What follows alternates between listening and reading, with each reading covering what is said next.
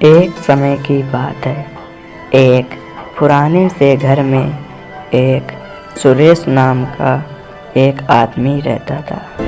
वह प्रतिदिन दूध बेचा किया करता था। वह बहुत ही गरीब था, पर वह अपनी मेहनत और लगन के साथ रोज प्रातःकाल वह दूध बेचने के लिए जाया करता था। वह प्रातःकाल अपनी गाय से दूध निकालकर वह अपने गांव के रास्ते से होकर दूध बेचने के लिए जाया करता था। सुरेश बहुत ही गरीब था, पर सभी लोग सुरेश से ही दूध लिया करते थे। तभी सुरेश गांव में दूध देने के लिए जाता है और उसके आस पड़ोस भी जो दूध बेचा करते थे वह बहुत ही जलने लगे थे। तभी अरे यार, ये सुरेश ऐसे ही दूध बेचता रहेगा, ज़्यादा दिन नहीं लगेंगे, हम तो रोड पर आ जाएंगे। अब कैसा न कैसे इसका धंधा चौपट करना पड़ेगा। यदि इसने ऐसा ही लगाए रखा तो मैं तो रास्ते पर आ जाऊंगा और ज़्यादा दिन नहीं लगेंगे, ये तो कुल गाय कर लेगा। तभी दूसरा आदमी कहता है, हाँ भाई, सही कह रहे हो तुम, इसका कुछ ना कुछ तो करना पड़ेगा, नहीं तो ऐसे ही हम लोगों को रास्ते पर ला देगा। सुरेश अपना दूध गांव के अलावा बाहर भी दिया करता था। तभी वह एक घर में जाता है और कहता है, बहन जी दूध लो, आप रोज 1 लीटर दूध लेते थे, ये लो मैं आ गया हूँ। तभी वह लड़की उससे दूध ले लेती है और उस सुरेश से कहती है, भैया जी आप दूध काफ़ी ठीक दिया करते हैं, इसीलिए मैं आपसे दूध खरीदती हूँ। अब की बार जो रुपए होंगे वो आपको थोड़ा लेट दे पाऊँगी, क्योंकि अब की बार बच्चों की पढ़ाई चल रही है, तो इसलिए दूध थोड़ा लेट मिल पाएगा। तभी सुरेश वहाँ से चला जाता है। सुरेश बहुत ही मेहनती और दयालु किस्म का आदमी था। सुरेश अपने दूसरे गांव में जाता है। तभी उधर वो लोग आपस में बात करते हैं। तभी वह आदमी अपनी पत्नी से बात करता है, देखो ना, ये सुरेश तो बहुत ही दूध बेच रहा है, ऐसे ज़्यादा दिन नहीं लगेंगे, वो एक की जगह पे 5 गाय कर लेगा और हमसे रईस बन जाएगा। कुछ ना कुछ तो इसका करना पड़ेगा।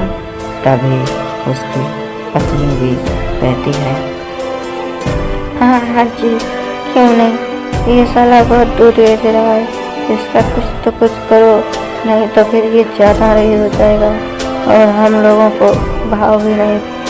तभी बिरजू जब शहर की ओर दूध बेचने के लिए जाता है तो उसे पानी के कारण बहुत ही प्यास लगती है, तो वह वहीं पास की नदी में पानी पीने लगता है और वह पानी पीकर अपने शहर की ओर जाने लगता है, क्योंकि उसे शहर में भी अब दूध देना था। वह बहुत ही लगन के साथ अपना काम किया करता था।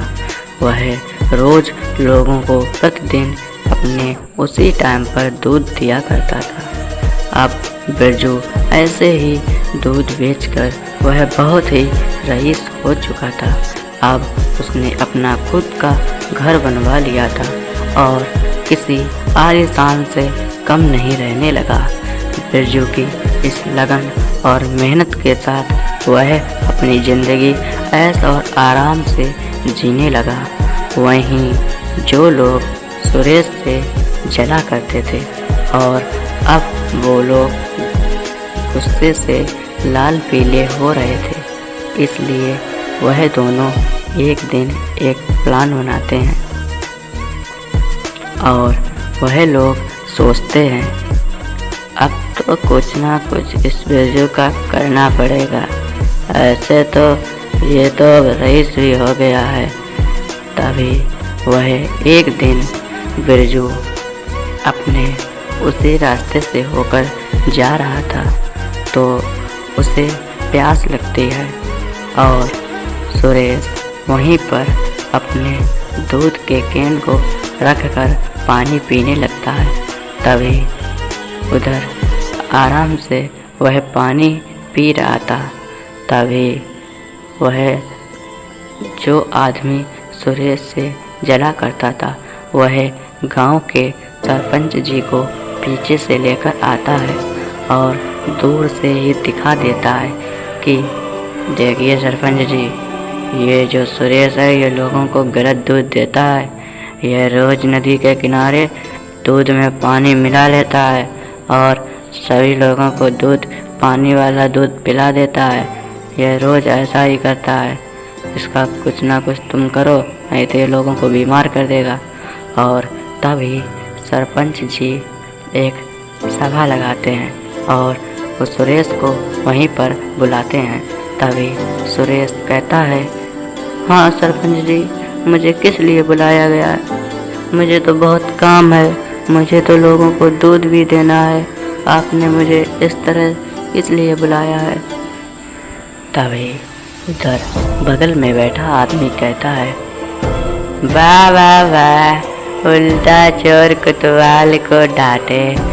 तुमको दूध बेचना है, तुम दूध में पानी मिलाकर बेचते हो और कर तो ऐसे रहे हो जानो शुद्ध दूध देते हो। हाँ, मैंने और सरपंच जी ने सब कुछ देख लिया है। तभी सुरेश कहता है, नहीं नहीं सरपंच जी, मैं ऐसा काम बिल्कुल भी नहीं करता हूँ।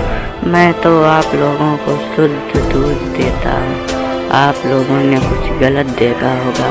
मैं तो नदी के किनारे पानी पी रहा था और आपने गलत ही देखा होगा। तभी सरपंच जी उठकर कहता है, देखो सुरेश, मैंने अपने आँखों से खुद देखा था। तुम दूध में पानी मिला रहे हो, इसलिए तुम्हें अब गांव में दूध देने की अनुमति नहीं है। और सुरेश को गांव से निकाल दिया जाता है और सुरेश से कह दिया जाता है कि अब तुम गांव में दूध नहीं बेचोगे। फिर भी सुरेश अब गांव में दूध ना देकर वह शहर में दूध देने लगा और शहर से ही दूध देकर वह उससे बहुत ही अच्छे खासे रुपए कमाने लगा और अपनी ज़िंदगी पूरी आलीशान लोगों की तरह जीने लगा।